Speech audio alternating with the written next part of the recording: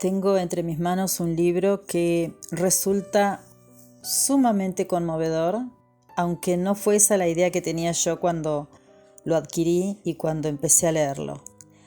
El libro se llama Viaje a la Patagonia Austral, 1879, Los indios tehuelches, una raza que desaparece, 1894.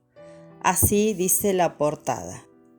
Su autor es Ramón Lista, un personaje que está olvidado realmente y que sin embargo recorrió la Patagonia en una época en que era considerado o un desierto inútil o un lugar poblado de salvajes. Ramón Lista escribió mucho, recorrió mucho y trató de hacer entender a la gente de su época que la Patagonia no solo era una extensión vacía, supuestamente, sino un lugar con riquezas insospechadas y con habitantes. Todos sabemos lo que pasó con los verdaderos pueblos originarios de la Patagonia Argentina, los tehuelches. El problema fue que cuando se empezó a escribir la historia, ya el territorio argentino había sido invadido desde la cordillera por los pueblos araucanos que venían de Chile y los tehuelches estaban en extinción. Por lo tanto, la historia empezó a escribirse a partir de las hordas de indios feroces, borrachos, como se los ha descrito, que vivían maloneando, cautivando mujeres y asaltando estancias. Pero esa era la historia de los araucanos, no de los tehuelches. Y se nos fue desdibujando la verdadera historia de nuestra Patagonia y los verdaderos originarios que Ramón Lista conoció y convivió aún en las épocas más tardías, cuando ya quedaban muy pocos, cuando era una raza que estaba desapareciendo, y él intentó, con todos los medios a su alcance, dar a conocer la realidad de una raza que estaba desapareciendo. Y cuando uno mira o recorre lo que hay sobre los pueblos originarios de la Patagonia, prácticamente se piensa que eran bandas de nómades que andaban muertos de hambre, recorriendo y corriendo los avestruces. Y la verdad es que mucho más no se ha contado y mucho más no se ha ahondado, y los argentinos hemos perdido una parte importante de nuestra historia que tiene que ver con nuestros orígenes. Claro que esa sangre tehuelche, prácticamente exterminada, terminó siendo asimilada, como siempre pasa, por los pueblos invasores, primero los araucanos y finalmente por todo el mestizaje luego de la conquista del desierto, como se llamó. Recordando también que desierto se le llamaba a las grandes extensiones de tierra, no a un desierto como el del Sahara.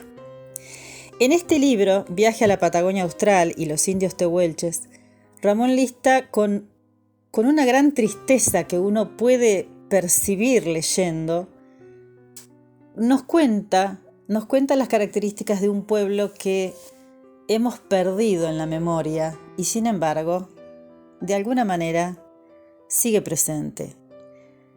Sería muy interesante poder recordarlos y poder traer al presente, traer a nuestras vidas actuales, también lo que significó esa cultura, una cultura que vivió durante miles de años en la Patagonia y que finalmente fue exterminada porque, como dice Ramón Lista, los tehuelches eran como niños grandes.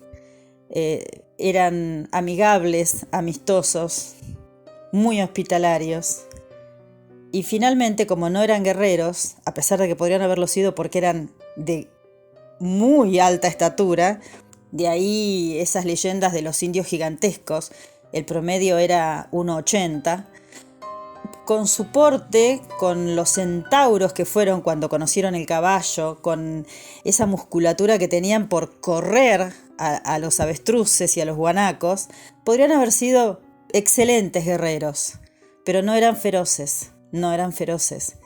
Y por eso fueron masacrados, primero por los araucanos y los pocos que quedaron por lo que vino después, cuando finalmente se conquistó las tierras de la Patagonia para el Estado Nacional.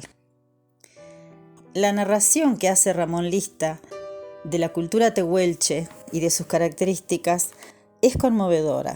Es conmovedora porque la idea que se tiene, ¿cuál es? Que era un pueblo sin ley, un pueblo, uno imagina nómades que andan por ahí vagando así perdidos, y sin embargo no fue así.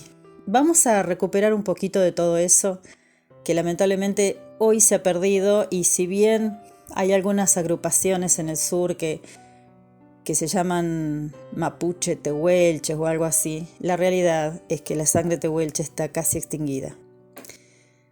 Corre por las venas de muchos, pero la cultura prácticamente se ha perdido. Los tehuelches tenían una espiritualidad muy marcada. Ellos tenían un mito, su dios creador, que curiosamente denominaban el Al, que recuerda un poco a Alá, a Elohim o Elohim, que son otras invocaciones al espíritu o a Dios de otras culturas lejanas, ¿no? Pero bueno, el Al fue el creador, el mito creador de los tehuelches, que les dejó además historias de luchas que Ramón Lista supone que tuvo que ver con la conformación de los pueblos del sur, imaginemos allá en la profunda prehistoria, ¿no? Miles y miles de años atrás.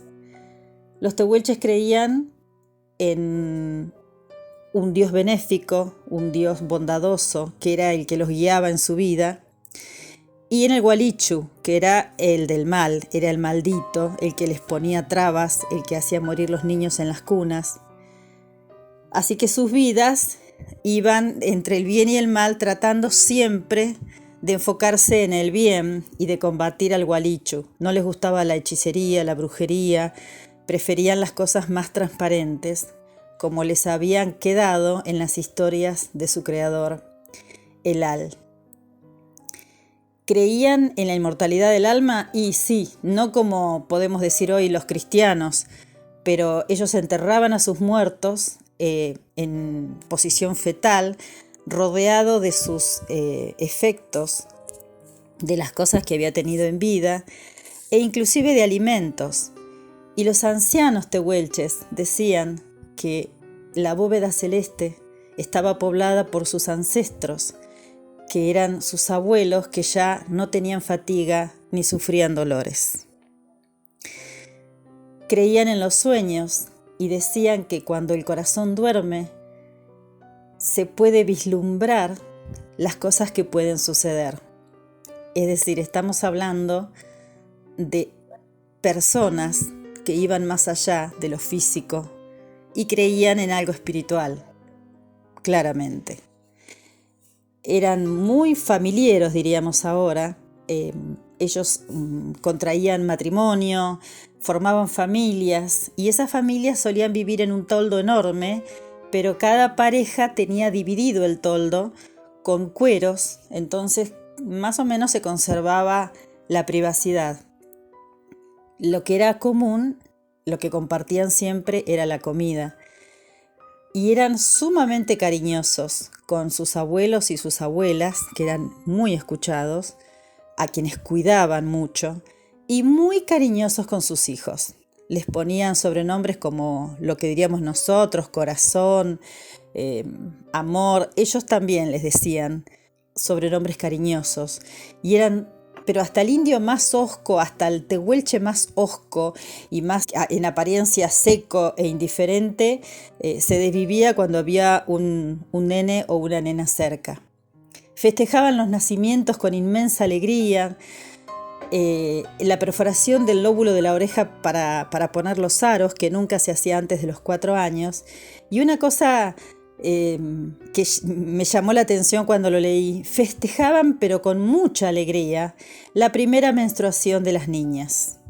Ahí se hacían fiestas a las cuales se invitaban a tribus vecinas y se ponían ponchos nuevos, tejidos especialmente, adornados con plumas de avestruces, con especies de cascabeles y con chorreras de cuentas de colores, y ahí sentaban a la niña que había tenido su primera menstruación, rodeada de las mujeres, todas ataviadas con sus mejores galas, y los jóvenes danzaban y bueno, se hacían unas fiestas muy prolongadas en homenaje a estas niñas que se convertían en mujeres.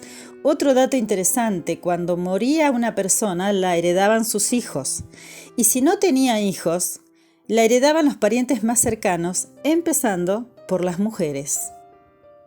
Los caciques tehuelches no eran ni los más fuertes, ni los que tenían más mujeres, ni los que tenían más caballos, como después pasó con los araucanos, sino que los caciques eran elegidos por su bondad, por su destreza para poder encontrar piezas de caza y por la generosidad en el momento del reparto de lo que habían recolectado, ya sea piezas de caza, guanacos, avestruces o huevos de avestruces o algunos vegetales que también comían.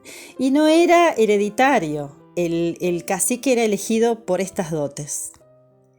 Estamos hablando de un pueblo que miraba al cielo y reconocía a Orión en el cielo, era como lo más importante, bueno, además del sol y la luna, y a partir de Orión y de la posición de esta estrella en el cielo, ellos podían armar un año, como diríamos ahora un año solar, dividido en 12 lunas, y las edades las calculaban por los soles o por las lunas.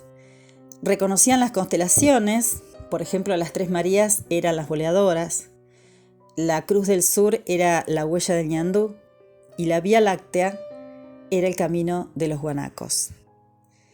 Este era el pueblo que habitó la Patagonia. Este es el pueblo originario de la Patagonia que Ramón Lista describe con tanto detalle, con tanta fascinación en muchas cosas y con tanta tristeza, porque reclamó y presentó en donde pudo, en todos los foros, un pedido y siempre insistiendo para que esta raza fuera salvada.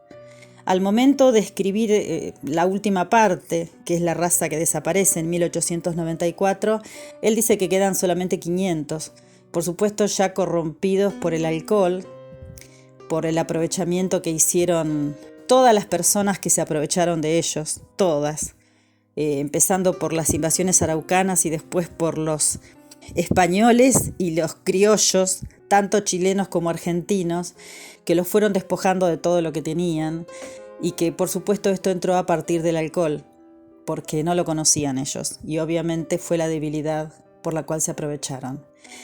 Esta raza que desapareció, pero cuya sangre corre por las venas de muchos de nosotros, aunque tal vez no lo sepamos, pareció desaparecer para siempre. Pero leyendo, por ejemplo, a Ramón Lista y a otros autores, podemos recuperarlos. Fueron los tehuelches los que le tendieron una mano a los galeses, y todos los pueblos galeses del sur le deben a los tehuelches haber podido sobrevivir aquel terrible primer invierno, por su bondad, por su hospitalidad de niños buenos.